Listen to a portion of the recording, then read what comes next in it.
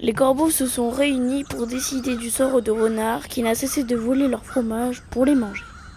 Ils se disputent à propos de la façon de lui régler son compte.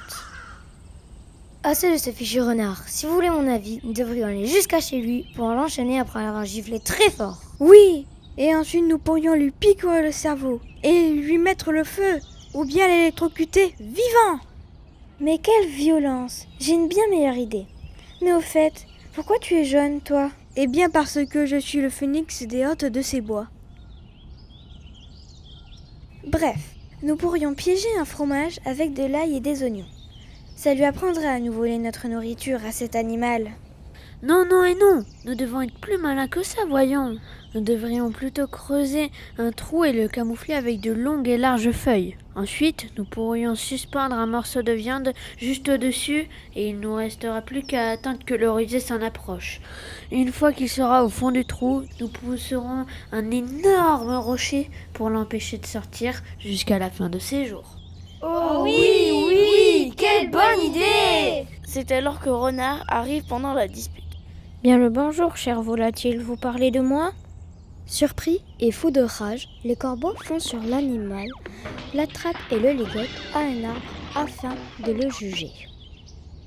Allons, mes amis, je suis sûre que nous pouvons régler cette histoire. Voyez-vous, je connais quelqu'un qui possède une immense réserve de fromage. Il vous suffit d'aller à cette adresse. Il n'y a pas d'entourloupe cette fois, parole de goupille. Les corbeaux arrivent près d'un champ, devant une minuscule maison, et frappent à la porte.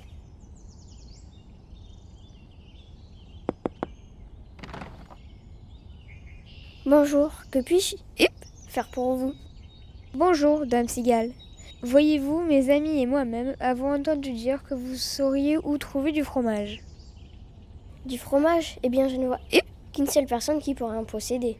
Mais si vous voulez mon avis, ce ne sera pas du gâteau. Du gâteau, où ça? Calme-toi, sœurette, ce n'est qu'une image. Laissez-moi vous raconter mon histoire. Figurez-vous que l'été dernier, je me trouvais à manque d'alcool. Alors du coup, la fête en fut moins folle. Plus un seul petit verre à pied de vin rosé. Et cette radine de voisine n'a pas voulu me prêter la moindre bouteille pour me saouler jusqu'à la garden party nouvelle. Je voulais même la rembourser, principal et intérêt. Et vous savez ce qu'elle m'a dit? Vous buviez, j'en suis fort aise. Eh bien, fumez maintenant. Non mais vous vous rendez compte? Oui, quant à moi, je n'avais plus aucun bonbon durant la dernière saison. Ni dragée, ni guimauve, même pas le moindre chamallow. Alors je suis allée lui demander quelques sucres en morceaux. Mais elle n'a pas voulu m'offrir de cochonnerie jusqu'à l'ouverture de la confiserie. Alors que moi j'adore grignoter des sucreries. Et c'est là, même de jour comme de nuit. Des chewing-gums, des dragibus et j'en oublie. Mais vous savez ce qu'elle m'a dit? Vous vous goinfriez, j'en suis fort aise. Eh bien, jeûnez maintenant. Voilà, vous savez tout. Libre à vous d'aller lui rendre visite à cette fourmi. Elle habite tout près d'ici. Les corbeaux volent jusqu'à la demeure de la fourmi et frappent à la porte. Que voulez-vous? Bonjour, Dame Fourmi. Voyez-vous, mes amis et moi-même avons entendu dire que vous possédez tout un tas de fromages. Serait-il possible de nous en donner? Oui, c'est vrai, j'en possède une immense réserve. Mais je vous préviens, ça ne sera pas gratuit. Je déteste les profiteurs. À vrai dire, il y aurait quelque chose que je désirais moi aussi. Oui, bien sûr, ma chère. Nous ferions n'importe quoi pour du fromage. Voyez-vous, j'en ai assez de travailler dans ce froid toute l'année. Je souhaiterais avoir quelque chose pour me couvrir et me tenir au chaud durant l'hiver. N'en dites pas plus, nous avons exactement ce qu'il vous faut. Nous reviendrons dans 1 heure. Parfait!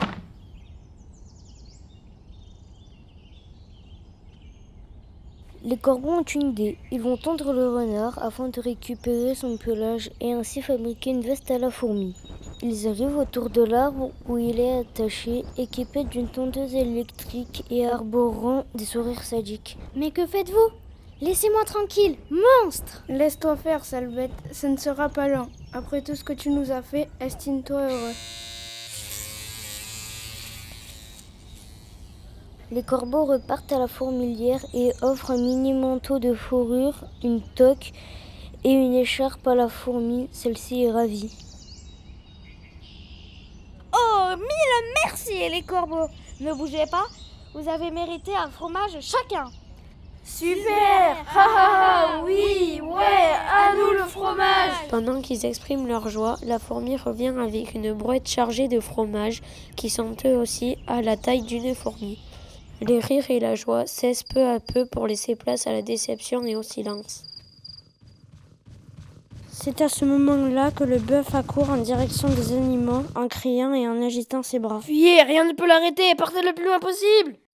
Mais de quoi parlais-tu, bœuf? C'est alors qu'une immense ombre se dessine sur le sol et une grenouille gigantesque gonfle par-delà les cimes des arbres. It might seem crazy what I'm about to say.